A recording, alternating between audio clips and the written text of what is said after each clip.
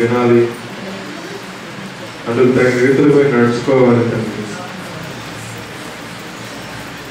చదువున్న వాక్యం బట్టి ప్రభువా ప్రార్థిస్తున్నాను. ఆయన ఆ వాక్యం ద్వారా నా తండ్రి మాతో ఏమి మాట్లాడి ఉన్నారో సుస్పష్టంగా నా తండ్రి మా మనసుని పదంల మీద వాటి ఆ వాక్యాన్ని ముద్రించుకొని అయ్యా అది మరవకుండా ధ్యానిస్తూ పాటిస్తూ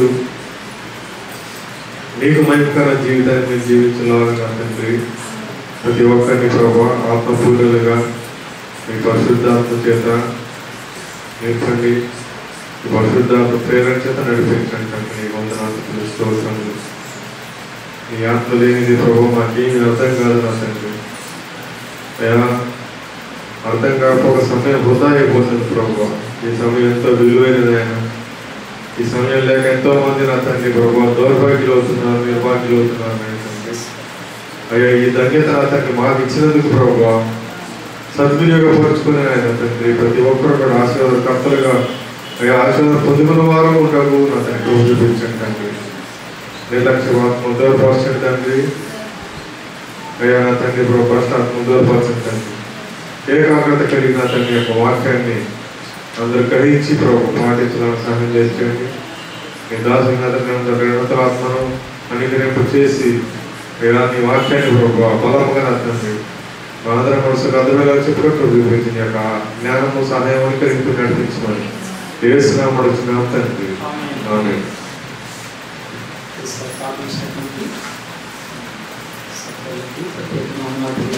ఈ సమయంలో పరిశుద్ధ బైబిల్ నుంచి కొన్ని వాక్యాలు మనం ధ్యానం చేసుకుందాం.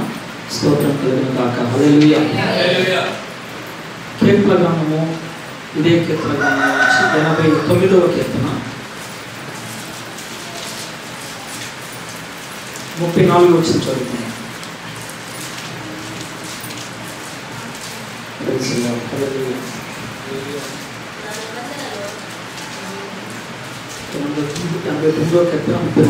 నా నిబంధనను నేను రద్దుపరచను, నా పెదవుల గుండా బయలు వెళ్ళిన మాటలను మార్చను. అతని సంతానము శాశ్వతముగా ఉండుననియు అతని సింహాసనము సూర్యుడున్నంత కాలము నా సన్నిధిని ఉండుననియు చంద్రుడున్నంత కాలము అది నిలుచుననియు వెంట నుండి సాక్షి నమ్మకంగా ఉన్నట్లు అది స్థిరపరచబడిననియు నా పరిశుద్ధత తోడని నేను ప్రమాణము చేసి తిని దావీదుతో నేను అబద్ధమాడను, నీవు మమ్ము విడనాడి విసర్జించున్నావు. చాలని నీ అభిషక్తుల మీద నీవు అధిక కోపము చూపి ఉన్నావు. ఇక్కడ దేవుని యొక్క వాక్యాలు మనము జ్ఞాపకం చేసుకుంటూ వస్తూ ఉంటే ఈ 35 వరకు మనం చదువుతున్నటువంటి వచనాలు 34, 35 నా నిబంధనను నేను రద్దుపరచును. హల్లెలూయా. ఈరోజు మన మధ్యలో ప్రకటించబడుతున్నటువంటి దేవుని యొక్క వాక్యము నిబంధన. అందరూ చెప్పండి ఏంటిది? నిబంధన. ఇంగ్లీష్లో కవర్నెంట్. ఈ నిబంధన గురించి మనం దేవుని యొక్క వాక్యాన్ని జాగ్రత్తగా పరిశీలన చేస్తే నిబంధన అనేది ఇద్దరు వ్యక్తుల మధ్య జరిగేటువంటి ప్రక్రియ. హల్లెలూయా. ఒక ఇద్దరు వ్యక్తుల మధ్య జరిగేటువంటి ప్రక్రియను ఏమన్నారంటే నిబంధన అన్నారు. దేవునికి మనుషులకి మధ్య జరిగేది నిబంధన, అంటే దేవుడు మానవులతో చేసేటువంటి నిబంధన. రెండవది మనం చూస్తే మనకు అర్థమయ్యేటువంటి భాషలో వివాహం చేసుకునేటప్పుడు భార్యాభర్తల మధ్య జరిగేటువంటి నిబంధన. హల్లెలూయా. ఏంటా నిబంధన? ఇప్పుడే అడుగుతున్న పాస్టర్ గారు మాకు వెళ్ళి 30 సంవత్సరాలు అవుతుంది. కొంతమంది ఏమో అక్కడ ఏదో చెప్పారు మాకేం తెలుసు అనేది కొంతమంది మాకు అసలు క్రిస్టియన్ మ్యారేజ్ కాదండి మాది, సో మాకు ఆ నిబంధన అంటే మాకు తెలియదు. సరే ఏది ఏమన్నా తెలిసినా తెలియకపోయినా ఒకసారి ఎగ్జామ్ చదువుకున్నటువంటి బుక్స్ ఒకసారి రిమైండ్ చేసుకున్నాం. ఆ రోజు ఏమి నిబంధన చేస్తామంటే పెళ్ళప్పుడు హల్లెలూయా కష్టమందు, ఏంటి కష్టమందు, బాధ యందు, వ్యాధి యందు, ఆరోగ్యమందు నిన్ను పోషించి సంరక్షించి నా భార్యగా నేను నిన్ను అంగీకరిస్తున్నా. హల్లెలూయా. కష్టం రాగానే ఏమంటే భర్త అసలు నా భార్యవి కాదు. ఇప్పుడు చేస్తుంది. ఏమి నిబంధన అంటే కష్టంలో, బాధలో, పేదరికంలో, ఏ రకంలో? పేదరికంలో నీవే నా భర్తవే అని ప్రమాణం చేస్తున్నాం. మనుషులు ఎదుట, దేవుడి ఎదుట. చాలా ప్రమాణాలు, చాలా పెళ్లిలో చాలా రకాలైన ప్రమాణాలు, అంటే నిబంధనలు చేస్తాం మనం. ఆ నిబంధనని మనం ఒకసారి జ్ఞాపకం చేసుకుంటే పిల్లలా, ఈ భార్య భర్తతోటి ఏ నిబంధన చేస్తా ఉందంటే, అయ్యా ఇప్పుడు అందంగా ఉన్నావు, బాగా సంపాదిస్తూ ఉన్నావు, నేను పెళ్లి చేసుకునేటప్పుడు నీ గురించి మా తల్లిదండ్రులు, మీ తల్లిదండ్రులు, ఇరుగు పొరుగు వారు బాగా చెప్పారు, అందుకని ఇప్పుడు నేను పెళ్లి చేసుకున్నాను. ఇదిగో పెళ్ళప్పుడు నీవు బాగానే ఉన్నావు, కానీ పెళ్ళి అయిపోయిన తర్వాత పెళ్ళప్పుడులా సన్నగా ఉన్నా నీవు, ఇప్పుడేంటి నీకు ఎంత పట్టు వచ్చింది, నువ్వు ఎంత లాభం అయిపోయావు, అప్పుడు నీ దగ్గర బాగా డబ్బులు ఉన్నాయి కానీ ఇప్పుడు నీ దగ్గర ఏమి లేవు, డబ్బులు లేవు, ఇక నువ్వు నా భర్తవు కాదు అనేవాడు కూడా లేకపోలేదు. అంటే నిబంధన ఇద్దరి మధ్య జరిగేటువంటి ఒక ప్రక్రియ, భార్యాభర్తల మధ్య జరిగేటువంటి ప్రక్రియని మనం చూస్తే ఈ ప్రమాణం లేదంటే ఈ నిబంధనలు ఏంటంటే మనుషులు మనుషులతో చేసుకునే నిబంధనలు. హల్లెలూయా. రెండవ నిబంధన మనం చూస్తే మనుషులు దేవునితో చేసే నిబంధన. ఆమేన్. మనుషులు దేవునితో చేసేటువంటి నిబంధన ఏంటని ఆలోచన చేస్తే జనవరి 1 రాగానే ఏ ఫస్ట్ కళ్ళు మూసుకుని బెగదీసుకుని, అబ్బా ఇక నేను ఈ సంవత్సరంలో ఒక్క ఆదివారం కూడా నేను నీ ప్రార్థన మానేయను ప్రభా, హల్లెలూయా, నా రాబడ్డ అంతట్లో నీకు దశభాగం ఇస్తాను నాయన, నిన్ను దాటి నేను ఎక్కడికే బయటికి వెళ్ళను, ఎంత కూలిస్తానన్నా ఆదివారం మాత్రం నేను మందిరానికి మా అన్న ప్రభా అని కొన్ని నిబంధనలు మనం చేస్తాం. హల్లెలూయా. ఇవి ఇంకో నిబంధనలు ఏంటంటే, అసలు ప్రభా ఈ సంవత్సరం నేను అబద్ధమే అన్నయ్య, గత సంవత్సరం అంతా చాలా అబద్ధాలు అడేసినే, నన్ను క్షమించు ప్రభా అని మానవులు దేవునితో ఏం చేస్తున్నారు? నిబంధన చేస్తారు. అబద్ధం ఆడను, దొంగతనం చేయను, ఇతరుల మీద చాడీలు చెప్పను, ఇతరులకి వ్యతిరేకంగా నేను పనులు చేయను ప్రభు అని చాలా తీర్మానాలు చేసుకుంటాం. ఇంకొంతమంది జ్ఞానవంతులు ఎలాంటి నిబంధనలు చేస్తారంటే, ప్రభా ఆదికాండం మొదలు నుంచి ప్రకటన గ్రంథం వరకు ఈ సంవత్సరం నేను బైబిల్ అంతా చదివేస్తాను ఆయన, హల్లెలూయా. జనవరి 1 రోజు చదువుతారు 2 అధ్యాయం 3 అధ్యాయం. ఎప్పుడు? జనవరి 2వ తారీఖున ఇంకో అధ్యాయం చదువుతారు. 3, 4, 5, 10 తర్వాత ఇక మన నిబంధనలు అన్నీ పాతపడిపోతాం. గుర్తుంటాయా? వాగ్దానం తీసుకున్నప్పుడు నీ వాగ్దానం ప్రకారంగా నేను జీవిస్తాను ప్రభు అని మనం ఆ వాగ్దాన్ని ఎత్తిపట్టి నిబంధన చేస్తాం దేవునితో. ఆ వాగ్దానం ఎట్లుంటుందో కూడా మనకి తెలియదు. చాలా జాగ్రత్తగా ఈరోజు సందేశాన్ని మీరు గమనిస్తే, మానవులకు మధ్య చేసుకునే నిబంధనలు ఎప్పుడైనా తగ్గుతాయి. హల్లెలూయా. ఎప్పుడైనా ఏమైపోతాయి? నేను అమితంగా ప్రేమిస్తున్నాను అంటాడు, ఆడికి అననుకూలతో ప్రేమించడే. హల్లెలూయా. జాగ్రత్త గమనించండి. అంటే మానవులకు మధ్య జరిగినటువంటి నిబంధనలు ఒకనొక క్లిష్ట పరిస్థితులలో అవి తూట్లు పడిపోతే, అవి వేరైపోతాయి, మర్చిపోతారు. అప్పుడు పాపంలో ఉన్నప్పుడు భార్య అనొచ్చు భర్తతోటి, నువ్వు ఆ రోజు ఏమన్నా నాతోటి, ఆ రోజు వడ్డేసావు కదా, ఆ రోజు నాతో ఇలా మాట్లాడావు కదా, అయిపోయింది కాదు, బ్రేక్ అయిపోయింది. ఓకేనా? మానవులకు మధ్య జరిగినటువంటి నిబంధనలు ఏమైపోతూ ఉన్నాయి? చెరిగిపోతూ ఉన్నాయి. హల్లెలూయా. తర్వాత మానవుడు దేవునితో చేసినటువంటి నిబంధన ఉంది. ఏ నిబంధన? మానవుడు దేవునితో చేసిన నిబంధన కూడా మానవుడు ఏం చేస్తాడంటే మీరేస్తూ ఉంటాడు. నిబంధన అంటే మా భాషలో మీకు అర్థం కావట్లేదు, మొక్కుబడి. ఏంటి? నాకు ఇది జరిగితే నేను అక్కడికి వచ్చి ఏం చేస్తాను, నేను క్షవరం ఇచ్చేస్తాను, మోకాళ్ళ మీద 2 కిలోమీటర్లు నడుపుతా, చెప్పులు లేకుండా, నాకు కనుక ఈ కార్యం జరిగితే చెప్పులు లేకుండా 30 కిలోమీటర్లు నడిచి వెళ్ళి 30 కిలోమీటర్లు నడిచి వస్తా. ఇవన్నీ అంటే మొక్కుబడులు. నా కనుక ఈ యొక్క కార్యం జరిగితే, నేను ఈ ఎగ్జామ్లో పాస్ అయితే, నా బిడ్డలకు పెళ్ళిళ్ళు అయితే, నా బిడ్డలకు ఉద్యోగం వస్తే, ఇదిగో నేను ఇది చేస్తాను ప్రభు. హల్లెలూయా. మొక్కుబడి నిబంధన చేసుకుంటా ఉన్నాం. మనతో చేసుకునే నిబంధనలు తొలగిపోతాయి, మనము దేవుడితో చేసేటువంటి నిబంధనలు తొలగిపోతాయి. కానీ దేవుడు మనతో చేసే నిబంధన ఎన్నడూ మర్చిపోడు. గట్టిగా చప్పుడు కొట్టండి. దేవుడు నీతో నాతో చేసినటువంటి నిబంధన మనం చదువుకున్నట్లయితే 34వ వచనంలో, నా నిబంధనను నేను రద్దుపరచను. ఆమేన్. మీ నిబంధనలు ఎలా ఉన్నా ఐ డోంట్ కేర్. దేవుడు మానవుతో అంటున్నటువంటి మాట, నా నిబంధన నేను రద్దుపరచను. నా పెదవుల గుండా బయలు వెళ్ళిన మాట మార్చును. ఆమేన్. మన పెదవుల్లో నుంచి బయటపడినటువంటి మాటలు మనం మార్చేస్తాం. మన పెదవుల్లో నుంచి మనం మాట్లాడిన మాటలు టెక్నికల్గా మార్చేస్తాం. ఎలా మార్స్తాం? టెక్నికల్గా, దెబ్బ తగలకుండా, గాయం లేపకుండా మార్చడానికి ఎత్తులు పై ఎత్తులు రాజకీయాలు చేస్తాం. నువ్వు ఎంత రాజకీయాలు చేసినా, ఎంత పై ఎత్తులు చేసినా, నీ పెదవుల్లో నుంచి వచ్చేటువంటి మాట ఒకనొక సమయంలో ఏం చేస్తావు? మార్చేస్తావు. కానీ దేవుడు అంటున్నాడు, నా పెదవుల గుండా బయట వెళ్ళిన మాటను నేను మార్చను. హల్లెలూయా. ఆయన మాట మార్చే దేవుడు. ఒకసారి నేను దీవిస్తానంటే నువ్వెంత గోడ పారిపోయినా దేవుడిని దీవిస్తాడంటే. హల్లెలూయా. ఒకసారి నేను స్వస్థపరుస్తాను అని వాగ్దానం చేశాడంటే నీ రోగం ఎంత పెద్ద రోగమైనా స్వస్థపరుస్తాడంటే. హల్లెలూయా. నువ్వు చేసిన పని ఏంటి? ఆ స్వస్థపరిచే దేవుడి మీద, ఆ విడిపించే దేవుడి మీద నీవు ఆధారపడాలి, విశ్వాసం ఉంచాలి. స్తోత్రం కలుగును గాక. నువ్వు ఏ బాధలో దేవుని యొక్క మందిరానికి వచ్చావో, ఎక్కడెక్కడ నువ్వు ఆదరణ పొందుకోలేక, ఇదిగో మనస్సులో ఒక భయంకరమైన బలహీనతతో నీవు జీవిస్తూ, ఎక్కడ చూసినా ఎంత కష్టపడుతున్నా ఆ కడుపు నిండా ఒక ముద్ద అన్నం తినలేని స్థితిలో నీవు ఉండి దేవుడి మందిరానికి వచ్చేవేమో నీవు ఈరోజు. దేవుడు నీతో అంటున్నాడు మాట, నీ బాధను నేను కొట్టివేస్తానంటున్నాడు. హల్లెలూయా.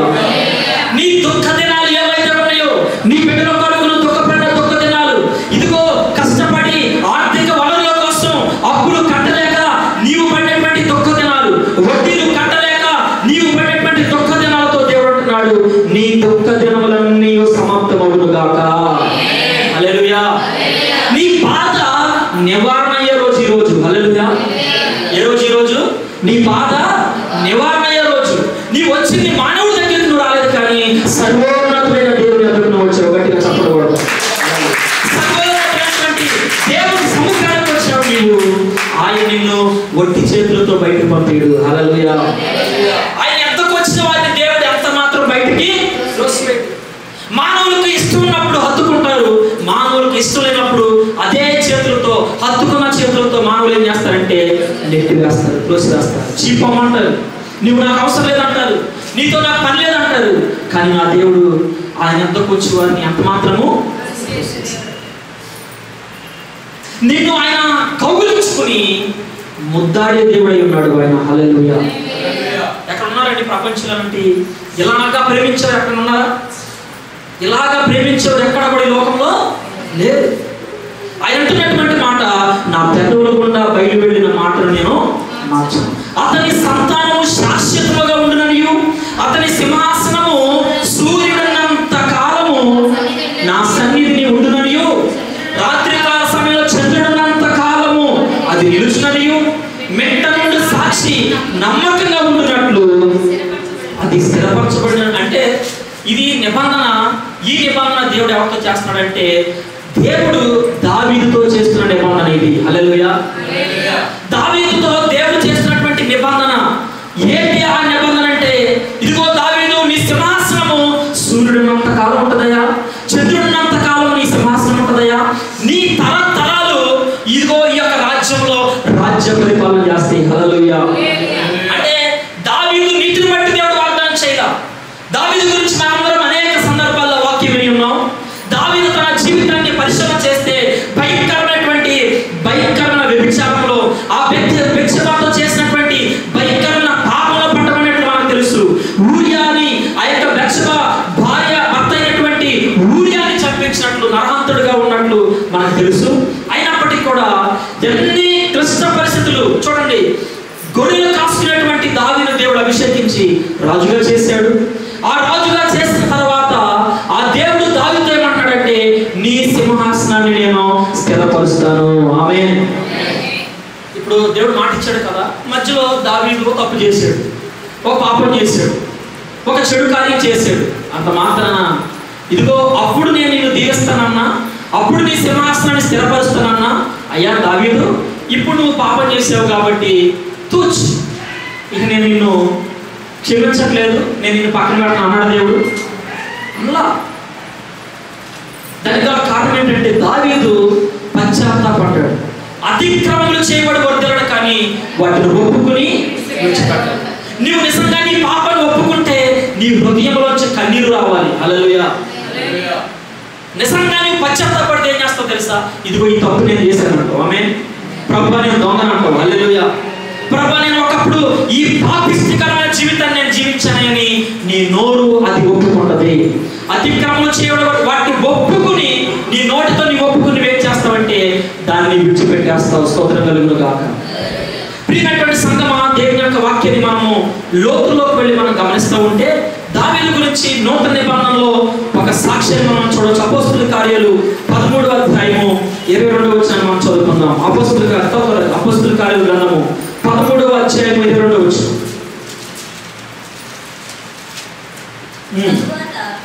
తరువాత అతనిని తొలగించి దావీదును వారికి రాజుగా ఏర్పరచెను.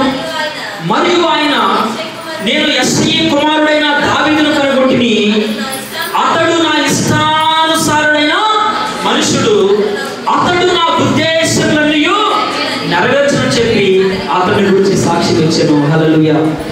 ఇప్పుడు దావీదు గురించి ఆలోచించే ముందు, దావీదు రాజు అవ్వక ముందు మరొక వ్యక్తి అక్కడ రాజుగా ఉన్నాడు. ఆయన పేరేంటి? సౌలు. చూద్దామా బైబిల్ గ్రంథం నుంచి ఒకసారి.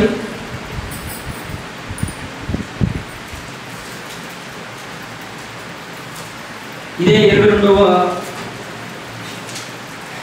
ఇదే 13వ 21వ చూడండి ఒకసారి.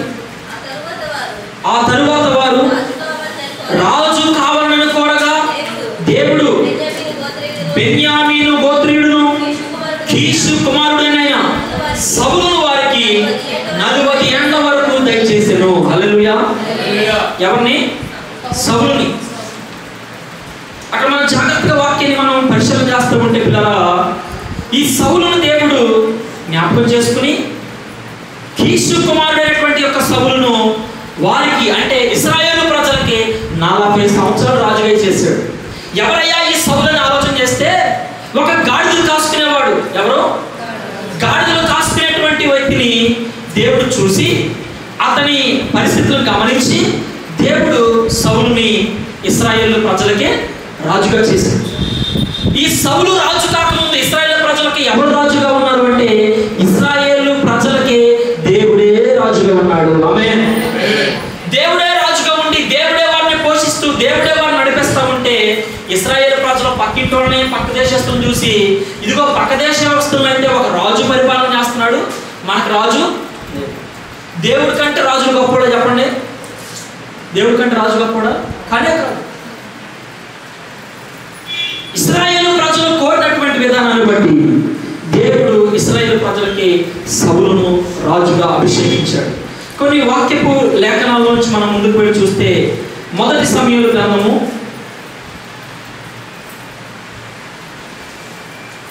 16వ అధ్యాయము 5వ వచనం ఒకసారి చూద్దాం. మొదటి సమూయేలు గ్రంథం 16వ అధ్యాయము 5వ వచనం. అతడు సమాధానముగానే వచ్చి తిని యెష్షయిని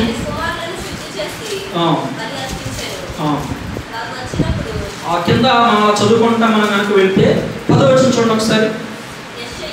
యెష్షయి తన 7 కుమారులను సమూయేలు దగ్గరికి పిలవగా సమూయేలు యెహోవా వీరిని కోరుకొనలేదని చెప్పి. ఇప్పుడు సౌలు తర్వాత ఇశ్రాయేలు ప్రజలకి రాజుగా అభిషేకించడానికి దేవుడు మరి తన ప్రవక్త అయినటువంటి సమూయేలుని యెష్షయి వద్దకు పంపించినప్పుడు కొంచెం జాగ్రత్తగా ఉన్నారు. యెష్షయి వద్దకు వెళ్తే మనందరికి తెలుసు కదా ఈ స్టోరీ అంతా. యెష్షయికి ఉన్నటువంటి కుమారులు ఆఖరివాడు గొర్రెలు కాసుకునేవాడు, గొర్రెల దగ్గర ఉన్నటువంటి గొర్రెల కాపులుగా ఉన్నాడు. ఈ ఆఖరోడు గుర్తులేడు, కానీ మిగిలినటువంటి 7 కుమారులందరినీ కూడా తన తండ్రి ఈ దైవ సేవకుడి యొద్దకు ఈ సమూయేలు యొద్దకు తీసుకొచ్చి నిలబెట్టినప్పుడు పిల్లరా ఆయన చూస్తే యెష్షయి అన్నాడు కదా, అక్కడ యెష్షయి కుమారుతో అన్నాడు కదా, ఇదిగో యెహోవా వీరిని కోరుకొనలేదని చెప్పి 11వ వచనం చూడండి. నీ కుమారులందరూ ఎక్కడ ఉన్నారా అని యెష్షయి అడుగుగా అతడు ఇంకనూ కడసారి వాడు ఉన్నాడు, అయితే వాడు గొర్రెలు కాల్చున్నాడని చెప్పాను. అందుకు సమూయేలు నీవు వానిని పిలవనంపించుము, అతడెక్కడికి వచ్చే వరకు మనము కూర్చుందుమని యెష్షయితో చెప్పగా. స్తోత్రం కలుగును గాక. హల్లెలూయా. తండ్రి ఎక్స్ప్లెనేషన్ ఎలా ఉందో తెలుసా మీకు? అయ్యా నా 7 కుమారులు బలవంతులు, సైన్యంలో ఉన్నటువంటి ఒక ఉన్నతమైనటువంటి స్థితిలో ఉన్నటువంటి నా కుమారులందరూ కూడా నీ ఎదురు తీసుకొచ్చాను, ఇంకా వాళ్ళని అంటావేంటి? వీళ్ళ బలం సరిపోవట్లేదా? వీళ్ళ జ్ఞానం సరిపోవట్లేదా? ఇదిగో వీళ్ళ యొక్క శరీర దృఢత్వం సరిపోవట్లేదంటే no no no no no, దేవుడు మీరు ఎవరిని కోరుకోవట్లేదు. ఇంకా నీకు ఎవరైనా ఉన్నారా అంటే ఉన్నారా అన్నప్పుడు ఏం చెప్పాలి చెప్పండి. ఈయన కానీ ఏమన్నాడు? ఇంకా కడసరి ఉన్నాడు, కానీ కహానీలు కావాలి మనకి. హల్లెలూయా. కహానీలో ఏముంది? కహాని. ఇప్పుడు కడసరి వాడు ఉన్నాడా? ఉంటే ఏం చేస్తున్నాడు అడిగితే ఏం చెప్పాలంటే ఉన్నాడా, గొర్రెలు కాసుకున్నాడని చెప్పాలి. అసలు నాకు విచిత్రం వేస్తుంది, అడిగిన దానికి సమాధానం చెప్పకుండా. ఇప్పుడు ఒక అడిగామనుకోండి, అడిగిన దానికి సమాధానం చెప్పరు, ఎక్స్ట్రాగా ఎక్కడో లేని మొత్తం చెప్తూ ఉంటారు. ఇది ఈ తత్వం ఉంది మానవులకి. హల్లెలూయా. ఇది మనం తొలగించుకుంటే సగం బాగుపడతాం.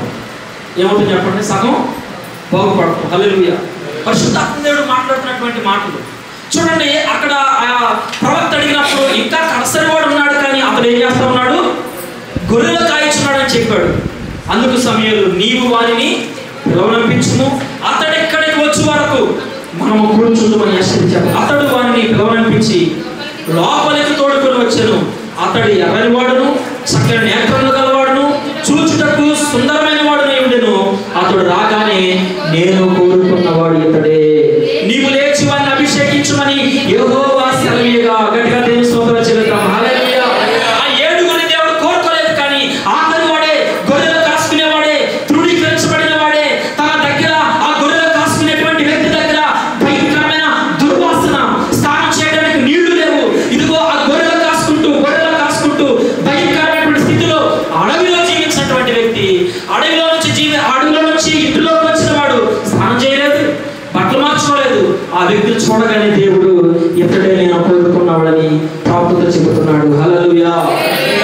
వెంటనే అక్కడ మనం గమనించినట్లయితే దేవుని యొక్క వాక్యాన్ని మనం చూసినప్పుడు చూడండి, వారిని అభిషేకించమని యెహోవా సెలవీయగా. 13వ వచనం, సమూయేలు తైలపు కొమ్మును తీసి వారి సహోదరుల ఎదుట వారిని అక్కడే తాను రిసెక్ట్ చేసినటువంటి వ్యక్తుల మధ్యలో దేవుడు దావీదును సెలెక్ట్ చేశాడు. గట్టిగా చప్పట్లు కొడతాం. హల్లెలూయా.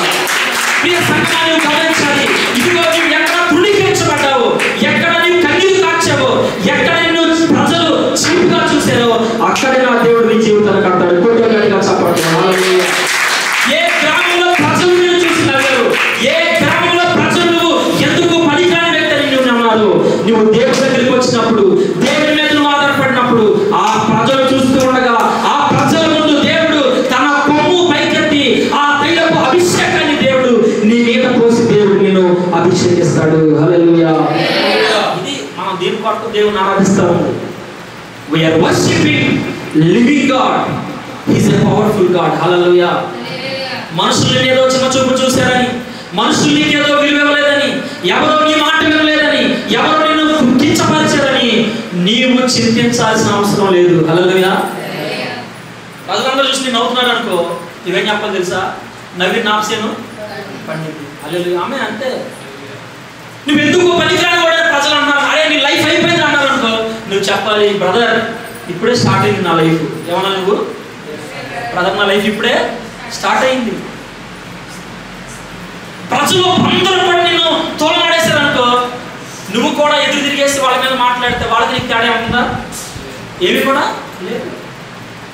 ఎస్ నువ్వు వెళ్తాం అల్లుయ్యాడని పిలిచారు అనుకో, నిన్ను వాళ్ళు అనిపించిన స్మైల్ అవ్వాలంతే. అంటే రేపు 4 కూడా నీ దగ్గర వచ్చి కూర్చుంటారు.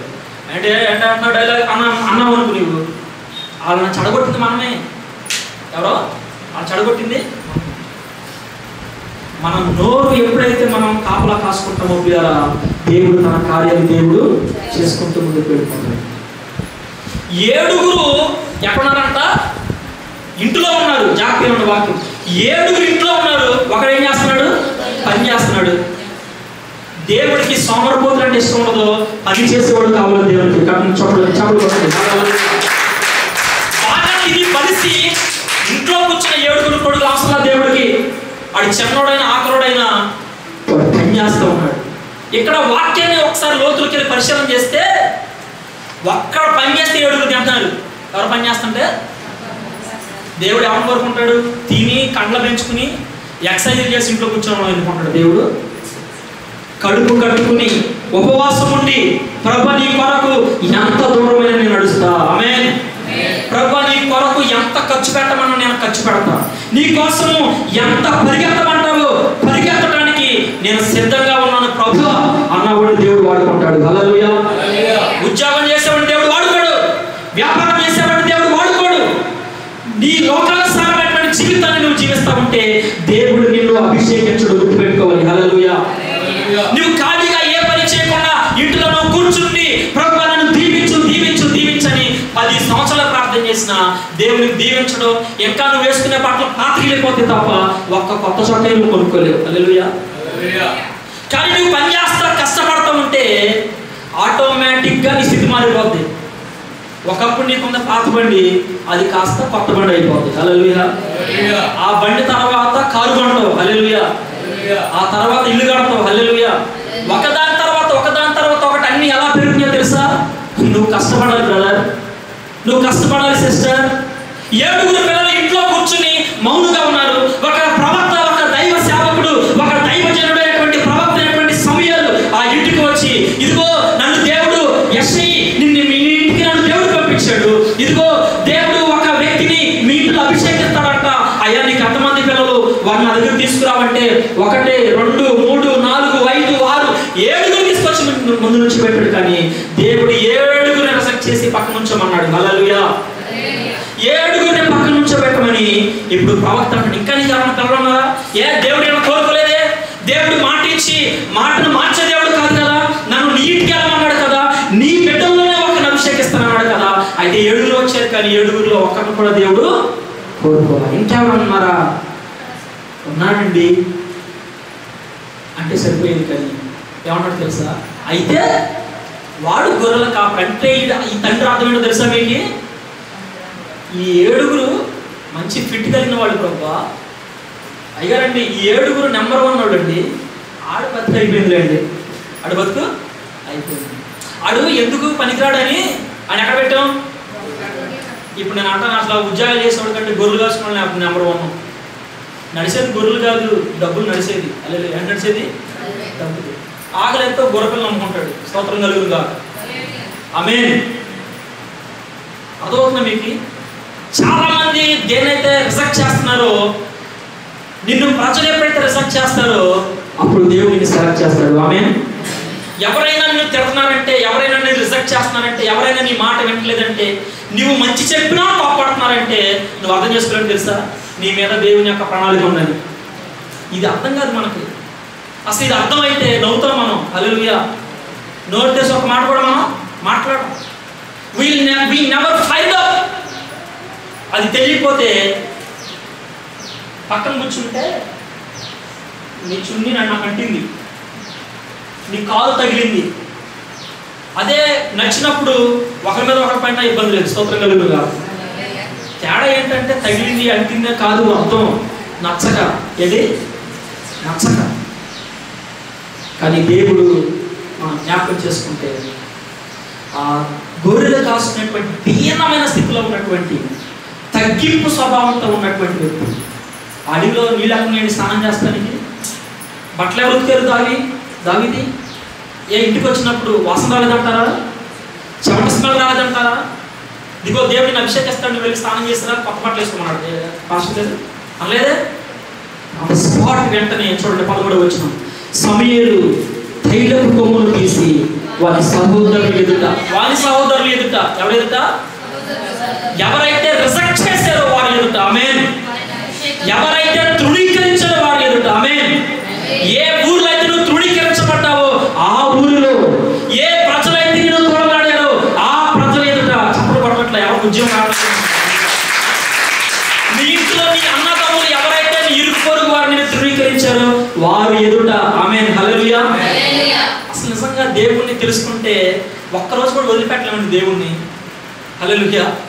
ఎంత గొప్ప దేవుడో తెలుసా మీకు? నేను ఇరిచేశారనుకో, ఎక్కడైతే నువ్వు ఎరగబడ్డావో మళ్ళీ అక్కడ నుంచి నువ్వు చిగురిస్తావు. అక్కడ నుంచి నీకు మళ్ళా.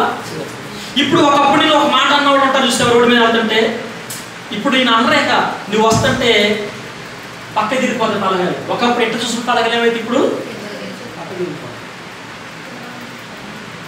ఆ స్థితి రావాలంటే మనం ఏం చేయాలో తెలుసా? దావీదుని పట్టించుకోవాలి. దావీదుని వాళ్ళ నాన్న అరే గొర్రెలు కాసుకోవాలంటే ఓకే డాడీ నేను వెళ్ళిపోయాడు. ఏంటి వాళ్ళు 7గురికి పెడుతున్నావు నువ్వు, నేను నాకు పెట్టేది ఎక్కువైపోయిందా, తింటే ఎంత నేను ఆకరోడు కదా ఒక ముద్ద అంట, నేను కూడా ఇంట్లో కూర్చుంటాను అనుకో. దావీదు దేవుడు అభిషేకించేవాడు కాదు. దావీదులో ఉన్నటువంటి ఆ యొక్క తగ్గింపును బట్టి దేవుడు సహోదరుల ఎదుట అభిషేకించాడు. నీవు నీ సహోదరుల ఎదుట అభిషేకించబడాలనుకుంటున్నావా? నీ సహోదరి సహోదరుడా, నీవు నీ కుటుంబీకుల ఎదుట హెచ్చించబడాలని కోరుకుంటున్నావా? నీ గ్రామంలో నీవు ఉన్నతమైన స్థితిలో ఉండాలనుకుంటున్నావా? అయితే నువ్వేం చేయాలో తెలుసా? దావీదు వలె తగ్గించుకో. హల్లెలూయా. దావీదు వలె నువ్వు తగ్గించుకుంటే సమయం వచ్చినప్పుడు, ఎప్పుడు? నీ ఇష్టం వచ్చినప్పుడు కాదు, నీ టైంలో కాదు, ఇన్ గాడ్స్ టైం. అందరూ చెప్పండి, దేవుని సమయంలో, ఆయన సమయంలో హెచ్చిస్తాడు నిన్ను. కంగారు పడాల్సిన అవసరం లేదు. హల్లెలూయా. ఈ మధ్యలో మనం కనుక డ్రామాలు వేసామనుకోండి, ఈ 7గురు లాగా స్టాండింగ్ పొజిషన్ ఉంటాం మనం. 7గురు ఎలాగైతే రిజెక్ట్ చేయబడి పక్కన నుంచున్నారో మన పరిస్థితి కూడా ఏంటి? వాళ్ళలాగా నుంచోవాలి. మళ్ళీ నీ కళ్ళ ముందు ఇంకొకరిని దేవుడు అభిషేకిస్తాడు. హల్లెలూయా. వాస్తవంగా అది పొందుకోవాల్సింది నీవు, కానీ అది ఎవరు పొందుకున్నారు? వేరే వాళ్ళు పొందుకున్నారు. ఆశ్చర్యంగా లేదు? కింద వాక్యం చదవండి ఒకసారి. అదే 13వ వచనం దాకా చదువుకుంటే, నాట నుండి వారిని అభిషేకం చేసిన నాట నుండి యెహోవా ఆత్మ దావీదు మీదకి బలముగా వచ్చెను. తరువాత సమయలు లేచి రామాకు వెళ్ళి. ఇప్పుడు ఆగండి. అక్కడ ప్రవక్త దావీదుని అభిషేకించాడు కదా, అభిషేకించిన తర్వాత ఏం జరిగిందంటే యెహోవా ఆత్మ, ఎవరి ఆత్మ? యెహోవా ఆత్మ దావీదు మీదకి బలముగా వచ్చెను. ఆమేన్. దేవుని ఆత్మ వచ్చింది. దేవుని అభిషేకం ఉందంటే దేవుని యొక్క ఆత్మ వచ్చింది. ఇప్పుడు అసలు దావీదు అభిషేకించబడడానికి గల కారణం ఏంటి? అసలు ఆల్రెడీ ఒక రాజు ఉన్నాడు కదా. ఆ రాజు పరిస్థితి ఏంటో మనం చూస్తే, ఆ రాజు ఆ యొక్క గాడిదలు కాసినటువంటి ఆ యొక్క సౌలును దేవుడు ఇశ్రాయేలు ప్రజలకు రాజుగా చేశాడు. అయితే దేవుడు ఒక వ్యక్తికి పొజిషన్ ఎందుకు ఇస్తాడంటే, ఒక ఉన్నతమైన స్థితి ఎందుకు ఇస్తాడంటే, దేవుడు నీకు ఒక ఉద్యోగాన్ని ఎందుకు ఇస్తాడంటే, దేవుడు నీకు ఒక వ్యాపారం ఎందుకు ఇస్తాడంటే, దేవుడు నీకు ఒక భర్తను ఎందుకు ఇస్తాడంటే, దేవుడు నీకు ఒక భార్యను ఇస్తాడు ఎందుకంటే, భార్య భర్తలకు దేవుడు పిల్లలు ఇస్తాడు ఎందుకంటే, దేవుడు ఏది ఇచ్చినా అంటే దేవుడు ఏది ఇచ్చినా నీవు ఆయన మహిమపరచడానికి ఇస్తాడు. హల్లెలూయా. సాతానుడు నీకు ఏది ఇచ్చినా నిన్ను నాశనం చేయడానికి ఇస్తాడు. బాగా గుర్తుపెట్టుకోలేదు. అంటే సాతానుడు ఇవ్వడానికి కాదు, ఆడి దగ్గరికి ఇస్తాడు. కానీ ఆడిచ్చిన దాని వల్ల సాతాను ఇచ్చే పిల్లలైతే నిన్ను తంతాడు. హల్లెలూయా. సాతాను ఇచ్చే డబ్బు అయితే అది నీకు ఉరిగా మారిపోద్ది. కానీ దేవుడు ఇచ్చే పిల్లలైతే నిన్ను మరణ పర్యంతం వరకు వారిని ప్రేమిస్తారు. స్తోత్రం కలుగును. నీవు మంచాన పడిపోయి భయంకరమైన దుర్వాసనలో వచ్చిన డాడీ అని ముద్దు పెట్టుకుంటారు. వాళ్ళు వచ్చి ఎవరు ఇచ్చిన పిల్లలైతే, దేవుడు ఇచ్చిన పిల్లలైతే జాగ్రత్తగా ఆలోచించిన దేవుని యొక్క వాక్యం. దేవుడు అటువంటి పరిస్థితుల్లో ఉన్నటువంటి సౌలును దేవుడు రాజుగా అభిషేకించింది ఎందుకో తెలుసా? దేవుని మహిమపరచడానికి. కానీ ఈ రాజు దేవుని మహిమపరచకుండా దేవుడు చెప్పాడు, యుద్ధానికి వెళ్ళు, ఆ యుద్ధంలో సమస్తాన్ని నువ్వు నిర్మూలన చేసేయాలి. ఏం చేయాలి? సమస్తం కాల్చివేయి. అక్కడ ఏది మిగలకుండా సమస్తను బూడిద చేసి రావాలంటే ఈ సౌలు రాజు ఆ దేశానికి వెళ్ళి ఆ ప్రజల్లోకి వెళ్ళినప్పుడు బాగా బలిసినటువంటి దొన్నలు ఉన్నాయి అంట. అక్కడ ఏంటి? బాగా కొవ్వు పట్టినటువంటి దొన్నలు, చూపుకి తెల్లగా అందంగా రమ్యంగా ఉన్నటువంటి దొన్నపోతులు ఉన్నాయి అంట. అక్కడ అంటే జంతువులు ఉన్నాయి.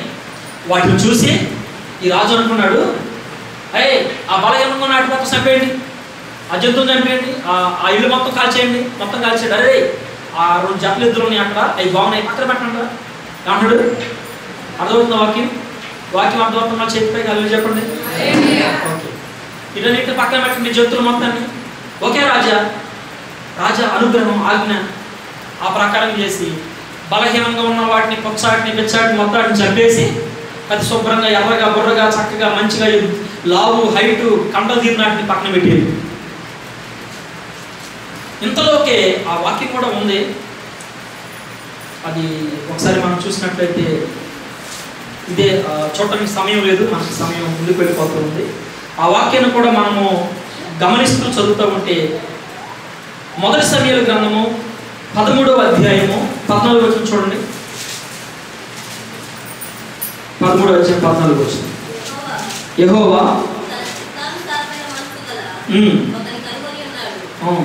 ఆగండి కొంచెం ముందుకెళ్ళి 12 నుంచి చదవండి తల్లి.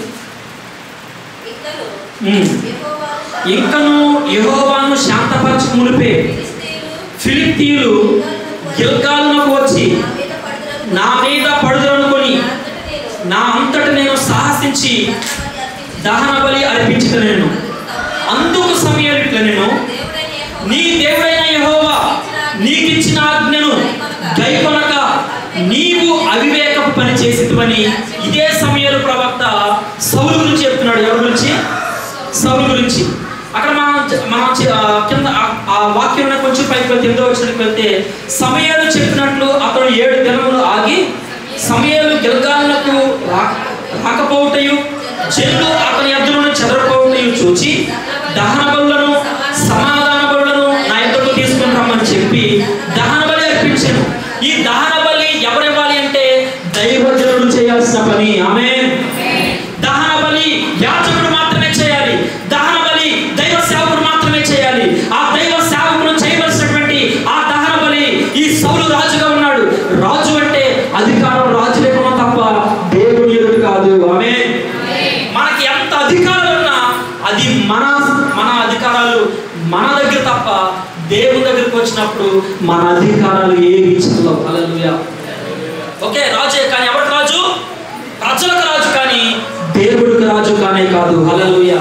మనము దేవునికి అన్నాడు రాజులు కాలేము, దేవునికి మనం అన్నాడు ప్రభువులు కాలేము. ఈ విషయాన్ని సంగమా గమనించాలి. మనం రాజే సౌలు కానీ ప్రజలకు రాజు కానీ దేవుడికి రాజు కానే కాదు.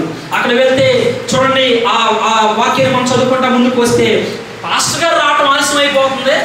మనమే స్టార్ట్ చేసేసుకుందాం ప్రార్థన. ఆడితో మనకు పనే ఉంది. హల్లెలూయా. ఆయన చేసేది వాక్యం మనం చెప్పలేమా? చిన్నప్పటి నుంచి అన్న వాక్యాలు మత్తయి సువార్త, మార్కు సువార్త మనకు తెలియదు. మనకు తెలియని వాక్యాలు ఏంటి? ఇక్కడ అర్థం చేసుకొస్తే జ్ఞానం కాదు, అభిషేకం. హల్లెలూయా. అభిషేకం ఇస్ వెరీ ఇంపార్టెంట్. చాలా మందికి ఉన్నటువంటి ఒక చిన్న విషయాన్ని మీకు చెప్తాను, చాలా జాగ్రత్తగా గమనించండి. Sincerity is greater than seniority. Sincerity is greater than seniority అంటే నిజాయితీ అనేది నీకున్న అనుభవం కంటే గొప్పది. హల్లెలూయా. నీకు 70 సంవత్సరాల వయసు ఉండి నువ్వు తప్పుడు పని చేస్తావు అనుకో, నువ్వు నిజాయితీగా లేకుండా తప్పుడు పని చేస్తావు అనుకో, ఎవరన్నా గౌరవిస్తారా? ఎవరో గౌరవించారు. చాలా మంది ఏమనుకుంటారంటే క్రైస్తవంలో నేను సీనియర్ విశ్వాసిని, చాలా కాలం నుంచి నేను దేవుని వెంబడిస్తున్నాను.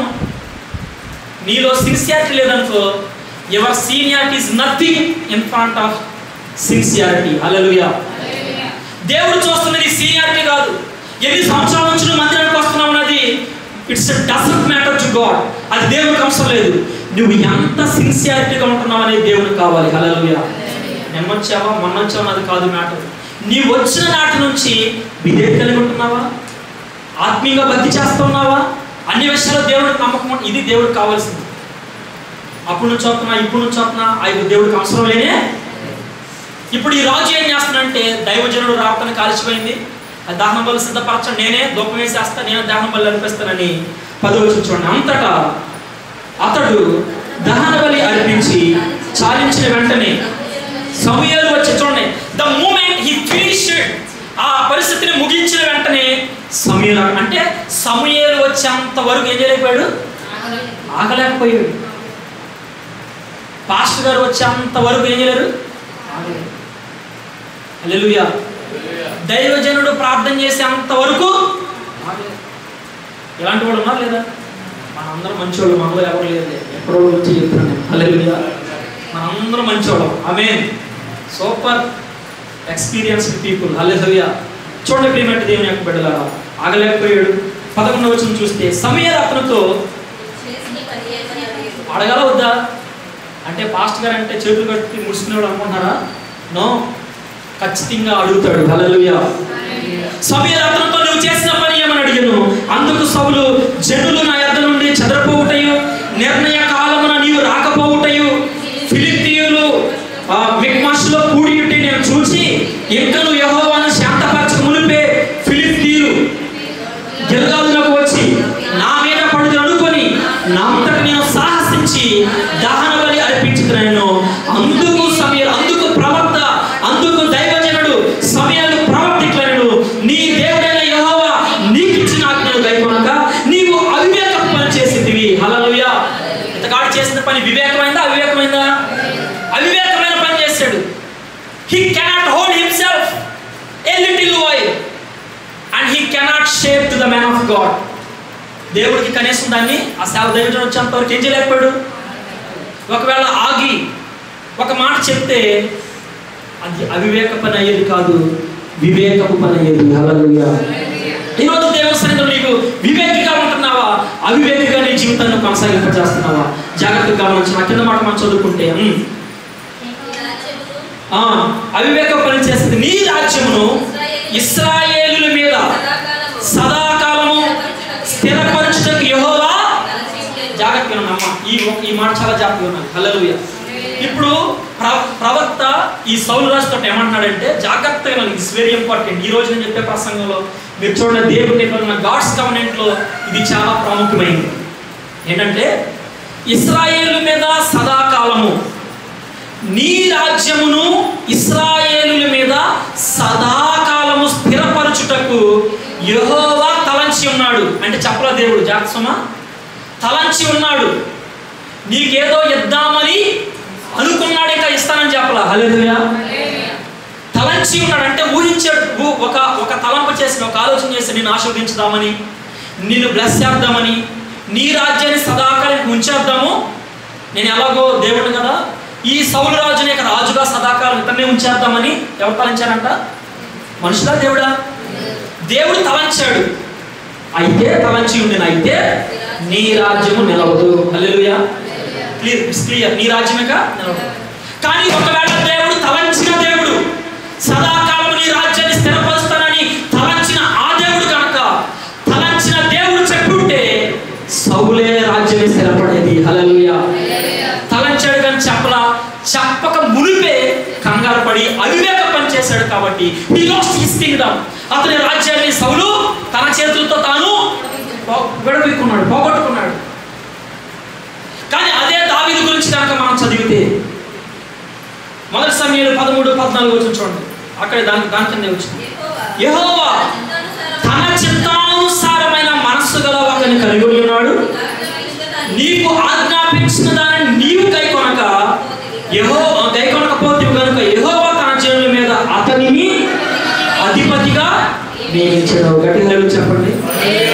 ఇప్పుడు ఈ దావీదు గురించి క్రొత్త నిబంధనలో దేవుడు ఏ సాక్ష్యం ఇస్తాడంటే, అపోస్తలుల కార్యాలు 13వ అధ్యాయం, యాక్ట్స్ చాప్టర్ 13:22, 13వ అధ్యాయము 22వ వచనం. అండర్లైన్ చేసుకోండి వాక్యం. తరువాత అతన్ని తొలగించి దావీదును వారికి రాజు ఏర్పరచెను. మరియు ఆయన యెష్షయి కుమారుడైన దావీదును కనుగొంటిని, అతడు నా ఇష్టానుసారమైన మనుషుడు, అతడు నా ఉద్దేశములన్నీ నెరవేర్చని చెప్పి అతని గురించి సాక్ష్యం ఇచ్చాను. నీ గురించి నీ దైవజనుడు సాక్ష్యం చెప్పగలవా? ప్రియ విశ్వాసులారా, మీరు మీ దైవజనుడు గురించి నువ్వు సాక్ష్యం చెప్పగలవా?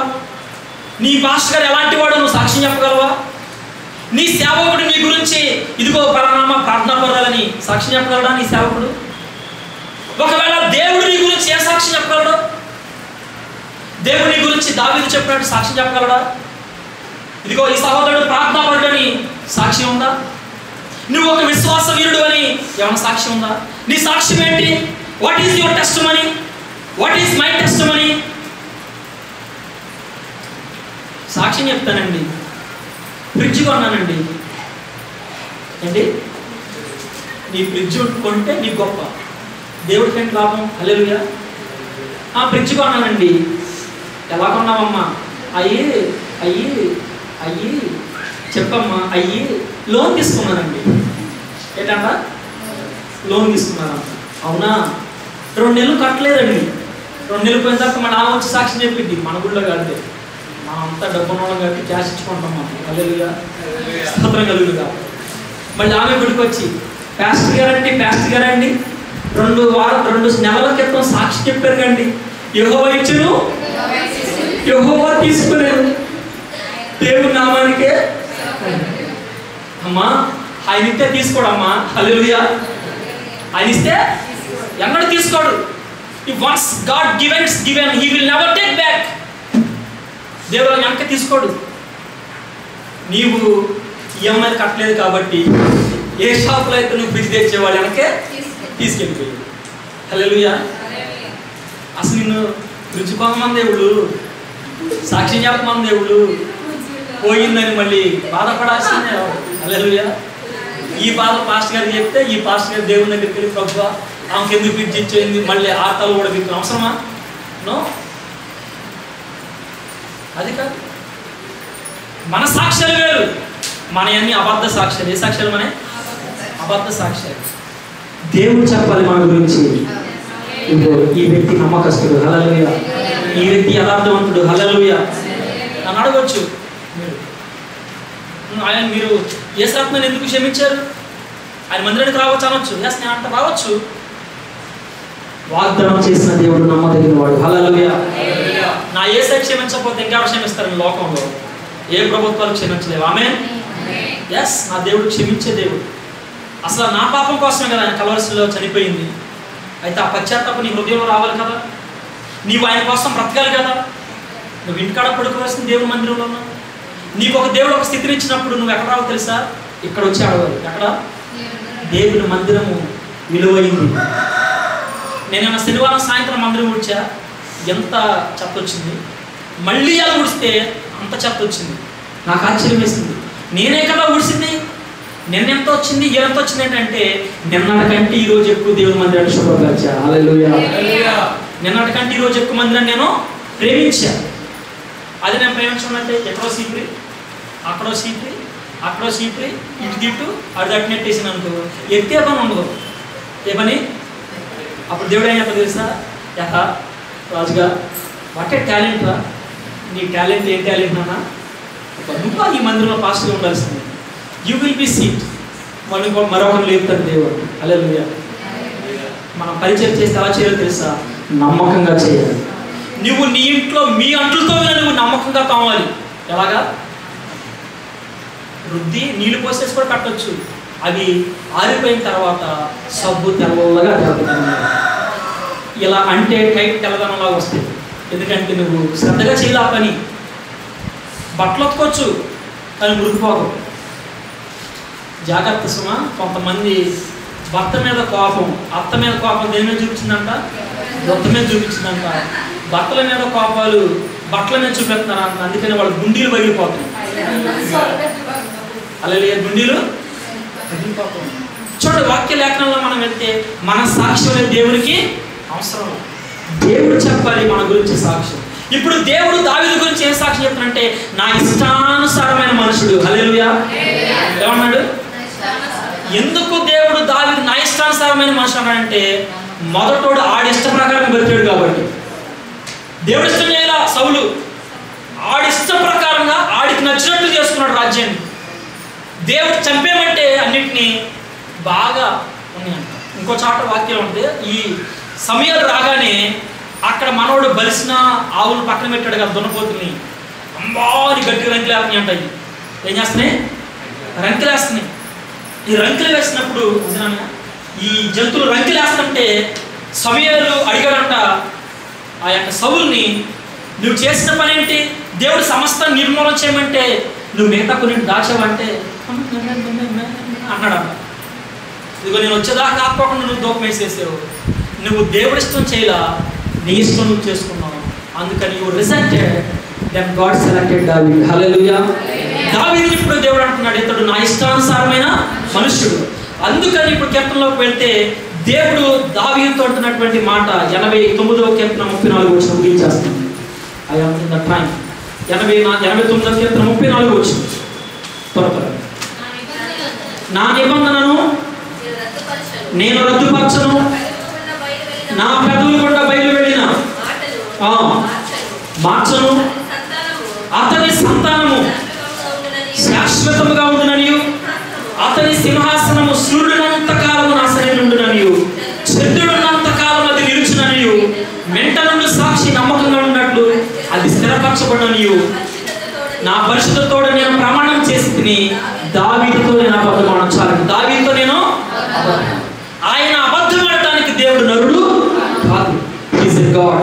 కాబట్టి దేవుడు దావీదుతో ఏదైతే వాగ్దానం చేశాడో ఆ వాగ్దానం అక్కడ చూడండి మీరు, దేవుడి నిబంధన ఏదైతే ఉందో ఆ నిబంధన, ఆ గాడ్స్ కవెనెంట్ దేవుడు ఫుల్ఫిల్ చేశాడు. హల్లెలూయా. అంటే దావీదు మధ్యలో తప్పు చేయలేదు అనుకుంటున్నారా? తప్పు చేశాడు. బెత్షెబాతో పాపం చేశాడు. బెత్షెబాతో చేసిన పాపం తప్ప దావీదు లైఫ్లో మరొక పాపం దేవుడు కనుగొనలేదంట. హల్లెలూయా. మరి వాట్ అబౌట్ us? మన గురించి ఏంటి? రోజుకో తప్పు చేస్తామండి, రోజుకో తప్పు, రోజు ఇష్టానుసారంగా బతుకుతా, ఆదివారం మాత్రం పేపర్ని కొడతాం, ఆదివారం మాత్రం నేను అనేది ఎప్పుడైతే మనం తొలగించుకుంటామో ఆ రోజు దేవుడు నీతో నిబంధన చేస్తాడు. సౌలుతోటి చేద్దాం అనుకున్నాడు కదా, మనసులో ఊహించాడు కదా, ఇప్పుడు నీకు కూడా వాగ్దానం చేద్దామని ఊహించుకుంటున్నాడు. నువ్వు సమయం ఇవ్వగలవా దేవునికి? దావీదు వలె తల వంచని ప్రార్థన చేసుకుంటాను. నీకు ఒక ఉన్నతమైన స్థితిని ఇవ్వాలని దేవుడు ఆశపడుతున్నాడమ్మా. నీకొక వాగ్దానం చేయాలని, నీతో ఒక కవెనెంట్ చేయాలని దేవుడు ఇష్టపడతా ఉన్నాడు. ఇంతలోనే నీవు కంగారు పట్టి అలాగా ఒకవేళ నీవు నీ ఈగోస్తో నీ ఇష్ట ప్రకారం నువ్వు కాంచుకుంటే నువ్వు చాలా కోల్పోతావు సహోదరుగా. అది దేవుడి చిత్తం కాదు. ఆయన నిన్ను స్థిరపరచాలనుకుంటున్నాడు, నిన్ను ఆశీర్వదించాలనుకుంటున్నాడు, నీకు ఇవ్వాలనుకుంటున్నాడు, నిన్ను పైకి లేవాలనుకుంటున్నాడు. నువ్వు దావీదు వలె తగ్గించుకోగలవా? నిన్ను నువ్వు సరి చేసుకోగలవా? ఆయన మాట మార్చే దేవుడు కాదమ్మా, అబద్ధమాడే దేవుడు కాదు, నరుడు కాదు. ఆయన నీతో వాగ్దానం చేస్తున్నాడు. ఈరోజు నీ దుఃఖ దినాలు సమాప్తమైపోతా ఉన్నాయి. నీ దుఃఖ దినాన్ని సమాప్తం చేయబోతున్నాడు నా దేవుడు. నిన్ను ఆశీర్వదించాలని ఆయన వాగ్దానం చేస్తున్నాడు. ఇదిగో నీతో దేవుడు ఒక నిబంధన చేస్తున్నాడు. నిన్ను నిన్ను నిన్ను తలగా ఉంచాలని దేవుడు చూస్తూ ఉన్నాడు. నిన్ను అభివృద్ధి చేయాలని దేవుడు చూస్తున్నాడు. నిన్ను అభిషేకించాలని దేవుడు చూస్తూ ఉన్నాడు. ఆయన కృప నీకు తోడుగా ఉంది. నిన్ను స్వస్థపరచడానికి దేవుడు ఇష్టంగా ఉన్నాడు. Stop the gossips. గొంతుడు ఆపే, అహంకార దృష్టి నుంచి నువ్వు తీసివేసే. శాంతంగా ఉండు, నెమ్మదితో ఉండు, ప్రశాంతంగా ఉండు. దేవుని మీద ఆధారపడు. ఆయన నిన్ను ఆశీర్వదించడానికి, ఆయన నీతో వాగ్దానం చేయడానికి. చెప్పగలవా? ప్రభువా నాతో వాగ్దానం చేయాలి. దావీదుతో చేశాడు, అబ్రహాముతో దేవుడు వాగ్దానం చేశాడు. ఇదిగో నిన్ను ఆశీర్వదిస్తా, నిన్ను హెచ్చిస్తా, నిన్ను అనేక జనాంగంగా చేస్తా, నీ నామాన్ని ఘనపరుస్తానని దేవుడు అబ్రహాముతో వాగ్దానం చేశాడు. వాగ్దానం చేసిన దేవుడు నమ్మదగిన దేవుడు. ఆయన అనేక మందితో వాగ్దానం చేశాడు, నిబంధన చేశాడు. ఆ నిబంధనను నెరవేర్చినట్లు మనం చూస్తున్నాం. ఇదిగో దేవుడు అలనాడు నిన్ను గొప్ప జనముగా చేసి, నిన్ను ఆశీర్వదించి, నీ నామము గొప్ప చేయడం, నీవు ఆశీర్వాదంగా ఉండువని అబ్రహాముతో దేవుడు వాగ్దానం చేశాడు.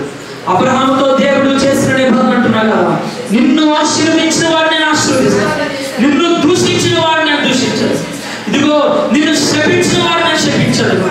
భూమి యొక్క సమస్త వంశములు నీ యందు ఆశీర్వదించబడిన దేవుడు అబ్రహాముతో చెప్పాడు. అయితే నువ్వేం చేయాలో తెలుసా? దుష్టుల ఆలోచన చొప్పున నడువక, పాపుల మార్గాలను నడవకూడదు. దుష్టులు నీకేదైతే ఆలోచన ఇచ్చారో ఆ ఆలోచన ప్రకారంగా నీవు నడవకూడదు, నడవకూడదు, నడవకూడదు. నీ ఆలోచన చొప్పున కూడా నీవు నడవకూడదు. దేవుని ఆలోచన చొప్పున నీవు నడుచుదువుగాక. నీవు పాపుల మార్గాలను నీవు నిలవకూడదు, నీతిమంతుల మార్గంలో నీవు నిలుచుదువుగాక. అపహాసకులు కూర్చుండే చోటన వారి పక్కన నీవు కూర్చోకూడదు. నీవు ఏం చేయాలో తెలుసా? యెహోవా ధర్మశాస్త్రమందు నీవు ఆనందించాలి, దివారాత్రము నీవు దానిని ధ్యానించాలి. నీవు అలాగ ఉంటే దేవునితో ఉంటున్నాడు. అతడు అట్టివాడు నీటి కాలువ ఎవరు నాటబడినది, ఆకు వాడక తన కాలమందు ఫలమిచ్చు చెట్టు వలె ఉంటావు. ఇదిగో నీవు నీటి కాలువ ఎవరు నాటబడినటువంటి ఒక చెట్టు వలె, నీవు ఆకు వాడక నీ కాలమందు నీవు ఫలిస్తావు, నీవు ఫలిస్తావు, నీవు ఫలిస్తావు, నీవు ఫలించుదువుగాక, నేను ఫలించుదునుగాక, మనందరము ఫలించుదువుగాక యేసు నామములో. నీవు చేయనంతా సఫలం చేస్తాడమ్మా నా దేవుడు. ఒక్క విషయంలో కూడా నువ్వు ఫెయిల్ రావు. నీ మార్గం అంతా దేవుడు తెలుసు. చెప్పగలవా? యేసయ్యా, నీ వలే నేను జీవిస్తానయ్యా, నీ ప్రకారం నేను జీవిస్తానయ్యా. చిన్న ప్రార్థన చేసుకుంటాను. మహాపరిశుద్ధుడా, ప్రేమ కలిగిన తండ్రి, జీవాధిపతి యేసయ్యా, మీ వందనాలు, స్తుతులనైనా స్తోత్రాలు చెల్లిస్తూ ఉన్నాను. ఇప్పటి వరకు నైనా ఎంతమంది బిడ్డలైతే ఈ యొక్క వీడియో ద్వారా ప్రభా యూట్యూబ్ ఛానల్లో, ఫేస్బుక్ ఈ వాక్యాన్ని విని ఉన్నారు, బిడ్డలందరినీ మీరు దీవించండి నాయన. ప్రతి ఒక్కరితో కూడా మీరు మాట్లాడుతున్న దేవుడు ఎవరైనా ఈ వాక్యం మా అందరి జీవితాల్లో నెరవేర్పులోకి వచ్చును గాక. దావీదు వలె మేము స్థిరపరచబడుదుము గాక. దావీదు వలె మేము అభిషేకించబడుదుము గాక. మా కొమ్ము పైకెత్తినందుకు నీకు స్తోత్రాలు నాయన. మా కాలంలో మేము ఫలించుదుము గాక. ఆకు వాడక మేము ఫలించుదుము గాక. ఇదిగో ఎంతమంది బిడ్డలైతే ఈరోజు వాక్యాన్ని చెవియెక్కారు.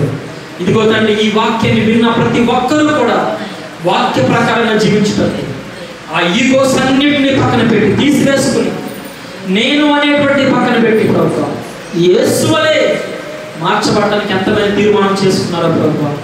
సౌలు వలె వారి ఇష్టాన్ని ప్రకారంగా బ్రతకడం కాకుండా దావీదు వలె మీ ఇష్టానుసారమైనటువంటి వ్యక్తులుగా మీ ఉద్దేశాన్ని నెరవేర్చేవాళ్ళుగా మేము బ్రతుకుదుము గాక. యేసయ్య, నా జీవితంలో నేను నా ఇష్ట ప్రకారంగా నేను బ్రతకను నాయన, నీ ఇష్ట ప్రకారంగా నేను బ్రతకడానికి తీర్మానం చేసుకున్నాను ప్రభువా. నా ఉద్దేశాన్ని నేను నెరవేర్చుకోవడం కాదు నాయన, నీ ఉద్దేశాన్ని నేను నెరవేరుస్తాను ప్రభువా. తీర్మానం తీసుకోండి. ప్రతి ఒక్కరు మౌనంగా ఉండమాకండి, కన్నీరు కార్చండి, ప్రార్థించండి. దేవుడు నీతో మాట్లాడుతున్నాడు కదా. దేవుడు నీతో సూటిగా మాట్లాడుతున్నప్పుడు నీవు ఎలాగా పెడతావు నీవు ఇది నాకు కాదులే, ఈ వాక్యం నాకు కాదులే అని why you are skipping this word. ఈ వాక్యాన్ని నువ్వు ఎందుకు ఇది నా కోసం కాదనుకుంటున్నావు? No, it's for you. ఇది నీ కోసమే. దేవుడు నీతోనే మాట్లాడుతున్నాడు. Directly God is speaking with you. My dear brother and sister, my dear beloved child of God, God is speaking with you through this message. ఈ వాక్యం ద్వారా దేవుడు సూటిగా నీతో మాట్లాడుతున్నాడు కదా. చెప్పగలవా? యేసయ్యా, నా ఇష్ట ప్రకారంగా నేను జీవించాను, నీ ఇష్ట ప్రకారంగా నేను జీవిస్తాను. నా ఉద్దేశాలు కాదు నాయన నెరవేర్చబడాల్సింది, నా జీవితం ద్వారా మీ ఉద్దేశాన్ని నెరవేరుస్తున్నాను ప్రభు. నీ వాళ్ళ తీర్మానం తీసుకుంటే అందరు కళ్ళు మూసుకుని ఉన్నారు. నీ కుడి హస్తాన్ని నువ్వు పైకెత్తగలవా? నీ కుడి హస్తాన్ని నువ్వు పైకెత్తగలవా? కుడి హస్తాన్ని పైకెత్తిన వారందరినీ దేవుడు దీవించునుగా. దేవుడు దీవించునుగా. ఎవరైతే ఈ వాక్య ప్రకారం నేను జీవిస్తానని తీర్మానం తీసుకున్నారో, నీవు ఈ వాక్య ప్రకారం నేను జీవిస్తాను ప్రభువా, నా ఉద్దేశాలు నేను నెరవేర్చను, నీ ఉద్దేశాలు నెరవేరుస్తాను, నా ఇష్ట ప్రకారం నేను బ్రతకనయ్యా, నీ ఇష్ట ప్రకారంగా బ్రతుకుతానని తీర్మానం తీసుకున్నవారు మీ కుడి హస్తాన్ని పైకెత్తండి. పరిశుద్ధాత్మ దేవుడు చూస్తున్నాడు. ఇది గొప్ప తీర్మానం. ఈ తీర్మానంలో దేవుడు చూస్తూ ఉన్నాడు. ఈ తీర్మానాన్ని బట్టి దేవుడిని ఆశీర్వదించబోతున్నాడు. ఈ సమయం కోల్పోతే you will never get any chance anymore. నీ జీవితంలో మరొక అవకాశం నీవు పొందుకోలేవు. There is no any other chance for you. There is no any other chance. This is the chance for you. You need to lift up your hand. నీవు దాన్ని అంగీకరిస్తే దాని ప్రకారంగా నేను జీవిస్తాను ప్రభువా. ఇదిగో నేను అనే ఆహారాన్ని పక్కన పెట్టుకుంటున్నాను ప్రభువా, నీ ప్రకారంగా నేను జీవిస్తాను ప్రభు అని నీవు తీర్మానం చేసుకుంటే నిటారుగా నీ కుడి హస్తాన్ని పైకెత్తు. దైవజనుడుగా నేను నీ కొరకు ప్రార్థన చేయబోతున్నాను. దైవజనుడుగా నేను నీ కొరకు ప్రార్థన చేయబోతున్నాను. దైవజనుడుగా నేను నీ కొరకు ప్రార్థన చేయబోతున్నాను. కుడి హస్తాన్ని పైకెత్తిన వారందరి మీద నా దేవుని అభిషేకం దిగివచ్చును గాక. కుడి హస్తాన్ని పైకెత్తిన వారందరి మీద దేవుని యొక్క కృప దిగివచ్చును గాక. దేవుని అభిషేకం దిగివచ్చును గాక. ఎవరైతే కుడి హస్తాన్ని పైకెత్తారో ఆ పైకెత్తిన హస్తం కలిగినటువంటి బిడ్డలందరినీ, నిటారుగా పైకెత్తిన బిడ్డలందరి మీద ఇప్పుడే దేవుని యొక్క అభిషేకం దిగివచ్చును గాక. ఓ రిమా